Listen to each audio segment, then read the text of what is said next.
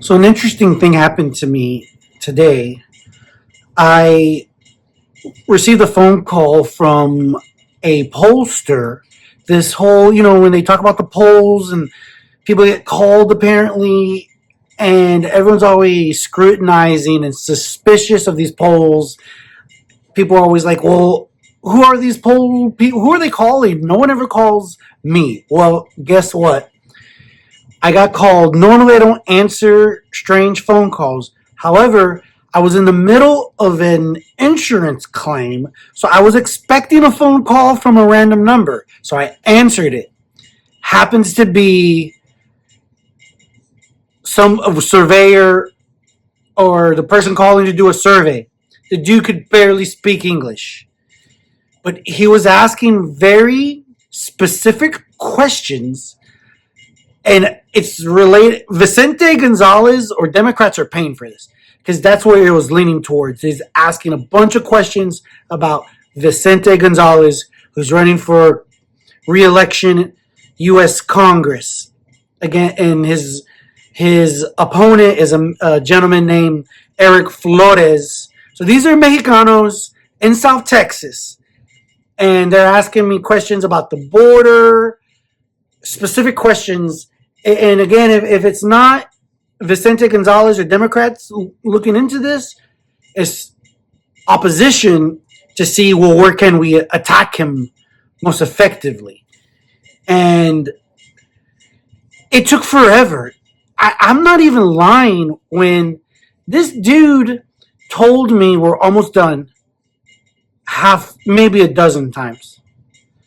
Almost after every 3 or 4 questions, he would say, "We're almost done. We're almost done." And then 4 more questions. We're almost done. It was really funny. And then I would go on these tangents because they're asking you these simple. They're not simple, but they're asking you a question and then very likely, less likely, somewhat likely, that kind of bullshit, right? So I would answer it, but then I would go on this tangent and explain it, and the guy would just kind of laugh. I don't didn't sound like he was local, but I'm pretty sure I gave him a laugh. I was one of his more memorable or favorite calls. So it went really well, I feel like. And sometimes I've heard anecdotally here that people will lie on these calls to mess it up, right? These phone calls are highly not biased. They're slanted Democrat because apparently the Democrat or the liberal is more likely to have the time to answer because this took 30 minutes, all right? And but I was like, wow, this is my opportunity. This has never happened to me before. Legitimate pollster questions about local state Texas politics, basically. They wanted to know about Vicente Gonzalez and Eric Flores. They wanted to know about Abbott and Gina Hinojosa.